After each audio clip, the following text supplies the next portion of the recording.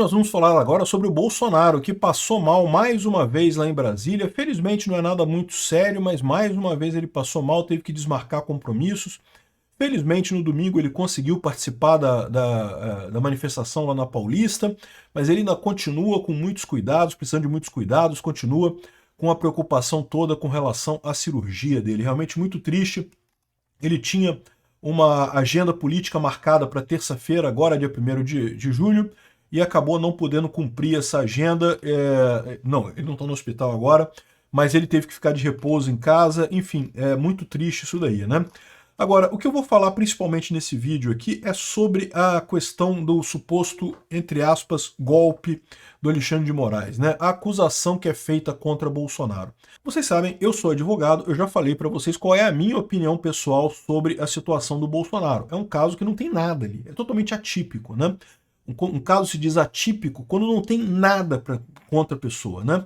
E houve essa coluna publicada no Consultor Jurídico pelo procurador Fernando Capês, que explica, que destrincha a situação toda do caso do, entre aspas, golpe ali, e que mostra aquilo que eu venho falando para vocês. A opinião dele é parecida com a minha. Não tem nada aqui, né? Ele é mais técnico. De novo, eu sou advogado, mas eu sempre deixei claro para vocês, eu advoguei por pouco tempo e parei de advogar. Hoje em dia, tirando algumas causas minhas, causas próprias, eu não advogo para ninguém. Mas a opinião dele é muito parecida com a minha. Isso é uma coisa muito bacana. Agora, eu quero levantar um outro ponto aqui também, porque as pessoas podem olhar para isso aqui e falar, caramba, mas é um monte de tecnicidade, né? Isso não vai fazer diferença, o povo vai olhar para isso aqui, não vai entender o que está acontecendo, né? Não vai saber esse detalhe técnico que faz uma coisa ou outra. E eu discordo. Lembra, direito é essencialmente direito natural. É o direito que as pessoas entendem, é o que a sociedade entende como certo e errado no final das contas. Por mais que tenha, sim, muita tecnicidade, muito detalhezinho aqui, detalhezinho ali, o povo consegue entender essas coisas. E é isso que é o grande problema do Alexandre de Moraes nessa história. O povo está vendo que o que está acontecendo contra Bolsonaro é uma injustiça, está ficando claro para as pessoas isso. Ah, mas a pesquisa da Folha de São Paulo diz que não, que o povo acha que o STF está certo. É pesquisa da Folha de São Paulo, né? Bom, vamos entender isso aqui. Primeiro, a questão da saúde do Bolsonaro, a questão dos argumentos jurídicos na questão do, entre aspas, golpe do Bolsonaro, suposto golpe lá que o Alexandre de Moraes inventou, e como é que isso pode se refletir do aspecto político. Essa notícia foi sugerida por Calvo Potter e a Ordem de Magnitsky, República Democrática do Bostil e várias outras pessoas. Obrigado aí ao pessoal que sugeriu notícias lá no nosso site, no visãolibertaria.com. E obrigado a você que está assistindo o nosso vídeo. Se você gosta do nosso conteúdo, por favor, deixe o seu like e se inscreva aqui no canal, né? Pois bem, o Bolsonaro passou mal, infelizmente, mais uma vez, ainda vítima dos ataques da esquerda. Aquilo que eu sempre falo para vocês, a esquerda adora apontar violência nos outros, dizer que os outros são violentos, que os outros são golpistas e coisa e tal, mas se você olhar a história da violência política no Brasil, a história da violência política na América Latina é principalmente a história da violência da esquerda. A esquerda tem esses métodos muito mais do que a direita, muito mais do que os libertários. Bom, os libertários, a verdade, é que são uma novidade na política. Nós nunca tivemos nada aqui no Brasil. Agora tem a primeira experiência libertária na América Latina, que é o Milei na Argentina. Enfim, o Bolsonaro ainda hoje sofre as consequências daquele ataque que ninguém sabe se foi combinado por alguém mesmo, se teve realmente alguém por trás daquilo, mas mesmo que não tenha havido ninguém por trás daquilo, no mínimo houve um incentivo da esquerda por aquele tipo de ataque, né? Bom, então ele cancelou a agenda que ele tinha marcada nessa terça-feira lá no PL, lá em Brasília. Ele está com crise de soluços e vômito e não vai comparecer ao evento, vai ficar em recuperação em casa, mas não é nada mais sério, né? Então isso aqui é uma boa notícia no final. E o segundo assunto tem sim a ver com isso daqui, tá? Porque eu espero, sinceramente, que o pessoal do STF esteja ciente do risco que eles estão correndo acusando o Bolsonaro nessa história. Bolsonaro está sendo acusado injustamente por esse, entre aspas, golpe do Alexandre de Moraes, que só o Alexandre de Moraes vê golpe nessa história, né? No entanto, se acontecer alguma coisa com o Bolsonaro, isso vai ser uma coisa muito mais absurda. O Bolsonaro vai virar uma coisa muito mais importante na política brasileira do que já é hoje.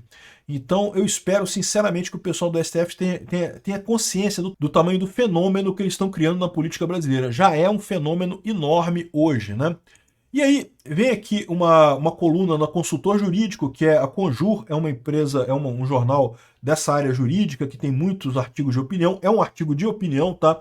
Não é a opinião da revista, é da pessoa que escreveu esse artigo aqui, e quem escreveu foi o procurador Fernando Capês. Procurador, para quem não sabe, é uma espécie de advogado de acusação do Estado, né? Então é o cara responsável justamente quando acontece um crime por argumentar a favor do Estado. É a mesma, função do Augusto Aras e do Paulo Gonet em nível federal. Enfim, ele explicou aqui sobre a questão, eu não vou entrar em todos os detalhes, que ele entra em um monte de detalhes técnicos aqui, mas o básico do que ele fala aqui é o que eu coloco também, né? Então ele fala aqui, ó, que no último 15 de março chegaram ao conhecimento do público os depoimentos do Batista Júnior e do Freire Gomes, os generais e almirante na verdade é o brigadeiro da aeronáutica, o almirante da marinha e o comandante do exército, né? Tais depoimentos relataram uma reunião ocorrida no dia 14 de dezembro de 2022 no gabinete presidencial, na qual teria sido apresentado um rascunho de decreto de estado de defesa e sítio para discussão. Por conta da evidente ilegalidade do possível e futuro decreto, que se flertava com a interrupção da posse do novo presidente eleito, o general Freire Gomes teria ameaçado prender o ex-presidente Jair Bolsonaro, né? Então isso é o que está dizendo a mídia, é o que está dizendo o pessoal aqui, né? Caso ele levasse adiante o intento de transformar o rascunho em decreto, o que não chegou a ser iniciado.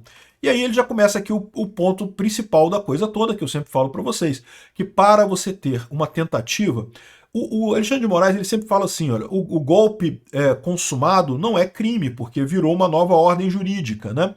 O golpe é sempre tentado, mas ele precisa ser tentado. E para você ter um golpe tentado, é preciso iniciar as ações do golpe. E é isso que não aconteceu. Não teve nenhuma ação do golpe. Reunir as pessoas e discutir uma minuta, isso não é iniciar um golpe. É discutir uma minuta, é preparação. Segundo o artigo 301 do CPP, qualquer do povo poderá, as autoridades policiais e seus agentes deverão prender quem quer que esteja encontrado em flagrante delito. Então, qualquer pessoa, pode prender uma pessoa em flagrante delito e os policiais e agentes da polícia têm obrigação disso. Então, no caso do general, a sua condição legal impunha-lhe o dever de efetuar a prisão em flagrante caso presenciado o início da execução de algum crime.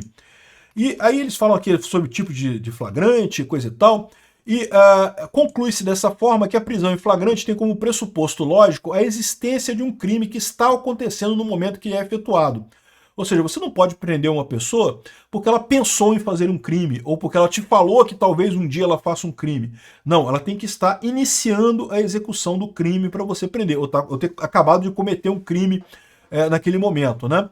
O crime, em tese, seria o de tentar a decretação de um estado de sítio ou defesa fora das hipóteses constitucionais, em desrespeito ao resultado democrático das urnas.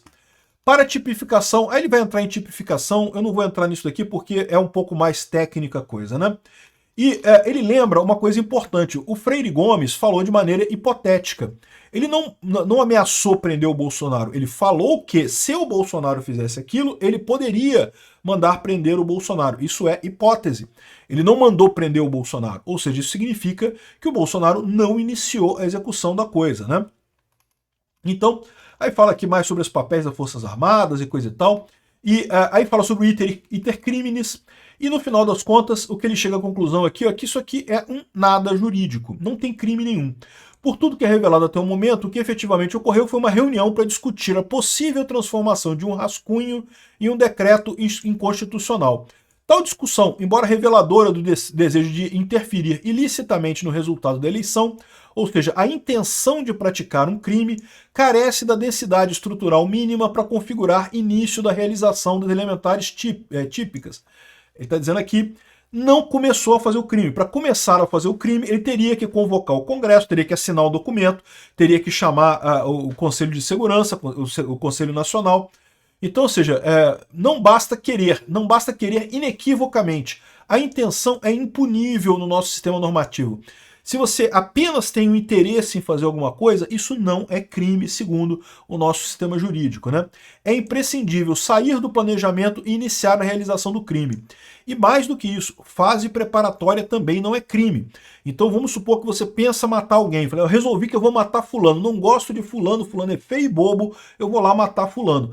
Você compra uma arma, você compra munição, você bota a arma no seu carro, você pega o seu carro, você vai até a casa do fulano para ir lá matar ele, mas você chega lá e fala, quer saber do negócio? Vai dar trabalho, vai sujar minha mão, e hoje eu tô com dor de cabeça, eu vou voltar para casa, não vou cometer o crime. Sabe qual é o seu crime dessa atividade toda? Nenhum. Quer dizer, assim, considerando que você tinha arma legalmente, né, que você não estava transportando arma ilegal e coisa e tal, mas se você fez isso tudo e desistiu, não fez nada, não cometeu o crime, isso é ato preparatório. O ato preparatório não é punível. Mesmo que o seu ato preparatório revele o interesse inequívoco de praticar o crime, é o que ele fala aqui, ó. Ele cita aqui o ex-ministro do STF, o Nelson Hungria. O critério da inequivoquidade por si só é precaríssimo. Faz de um projeto de realidade uma sombra, um corpo sólido. Revelar a vontade de cometer um crime, ainda que por atos inequívocos, ou seja, ainda que você diga que não havia nenhum outro propósito que você pudesse ter para botar uma arma no seu carro e andar até a casa do fulano para fazer alguma coisa, não tem nenhuma outra possibilidade. Você só foi lá porque você queria matar o cara. É inequívoco o seu interesse. Mas sem que se apresente uma situação de hostilidade imediata ou direta contra o bem jurídico penalmente protegido, ou seja, você em momento algum ameaçou de fato a vida do cara.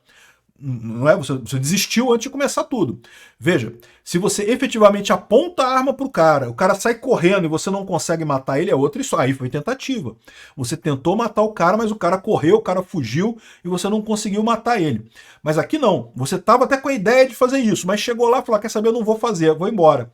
Isso não é crime. E nenhum crime. Né? Isso é totalmente atípico no ordenamento jurídico. Será uma tentativa conjectural ou hipotética, jamais uma tentativa real, ou que gere, de fato, um dano ao bem protegido. Né? Ou seja, o que é esse negócio de bem jurídico penalmente protegido? A ideia do direito penal é justamente que você tem alguns bens jurídicos para a sociedade que são muito importantes, que são uma coisa assim que realmente que a gente não quer que aconteça, a sociedade não quer que aquilo seja danificado, né? Que aquilo seja colocado em risco. A vida humana é um desses bens penalmente protegidos. Então, se você ameaça matar alguém, se você tenta matar alguém, por isso que você sofre a cadeia, porque você está ameaçando um bem juridicamente protegido, né? Agora, se você foi com a arma até lá e foi embora, você não ameaçou ninguém, você não, né, até tinha vontade, mas desistiu antes de fazer qualquer coisa, né? Ele continua mais detalhado no segundo artigo, falando aqui, ó, dos fatos. Resumidamente, são os seguintes os fatos. Não se sabe quem elaborou ou pegou do Google um rascunho daquilo que se pretendia transformar no decreto de sítio. O ex-presidente Jair Bolsonaro teve esse rascunho em mãos, sofreu pressão para transformá-lo em decreto. Não obstante, resistiu às pressões porque, segundo alegou em seu interrogatório, não havia clima e não estavam presentes as hipóteses do artigo 137 da Constituição Federal. Por essa razão, o artigo 137 é justamente o artigo do estado de sítio, tá? Por essa razão, abortou desde o nascedouro o tresloucado plano, recusando-se a autorizar o decreto, não convocou os Conselhos da República e da Defesa Nacional, nem o Congresso Nacional, como manda a Constituição, e os fatos não ultrapassaram a fase das discussões preliminares. A recusa do presidente em emitir o decreto, ainda que motivada pela constatação de que não havia clima, ou motivada pelo que, eventualmente, o comandante do Exército daria uma ordem de prisão para ele, ainda que tenha havido esse tipo de coisa, isso não deixou de ser um ato voluntário. Ele poderia ter continuado adiante, como eu falei para você, ele poderia ter demitido o cara do Exército, poderia ter feito outra coisa, ele poderia ter continuado com o plano se ele realmente quisesse fazer isso. Desistir do estado de sítio porque não havia clima é considerado ato voluntário. É a chamada desistência voluntária, Código Penal, artigo 5º. E não se deve confundir o ato voluntário com o ato espontâneo. O sujeito que decide não executar um homicídio porque foi alertado das graves consequências do ato, como ser preso por longo período, ou recusar-se a assinar um decreto chamado de golpista porque não havia clima, não praticou um ato não necessariamente espontâneo, mas certamente voluntário. Ou seja, por que é um ato espontâneo? Você atirou no cara, o cara caiu, o cara fugiu, e aí você não conseguiu cumprir o que você queria, né? Aqui não, aqui você desistiu antes de fazer qualquer coisa. Então, não teve decreto, ele não assinou nada, não tem nada o que dizer aqui, né? E aí ele coloca isso tudo aqui e fala também sobre o iter criminis, que eu já falei com vocês também, que é o caminho do crime. Primeiro você cogita o crime, você pensa em fazer o crime, você prepara para cometer o crime, depois você executa o crime e se você tiver sucesso, você conseguir cometer o crime, existe a consumação desse crime. Alguns autores colocam também uma quinta etapa de resultados depois disso tudo, né? Mas, de qualquer forma, a cogitação e preparação não são puníveis, apenas a execução é punível no nosso direito. Aí ele vem explicando isso daqui, que para você ter a tentativa, você tem que ter o início da execução. O primeiro ato idôneo e inequívoco à consumação, ou seja, a primeira coisa que você faz que você está realmente tentando obter o tipo penal. O tipo penal é o verbo. É o verbo que tem no crime. Matar alguém. Você tentou matar uma pessoa, aí você cometeu o tipo penal, é o crime ali, né? Então aqui, ó, a realização do verbo do crime se dá com o primeiro ato idôneo e inequívoco em direção à sua consumação. Idôneo é aquele ato apto a produzir o resultado. Então ele tem que fazer alguma coisa, se ele queria dar um golpe de Estado, ele tinha que fazer alguma coisa que fosse em caminho de golpe de Estado. Ele fez alguma coisa? Não.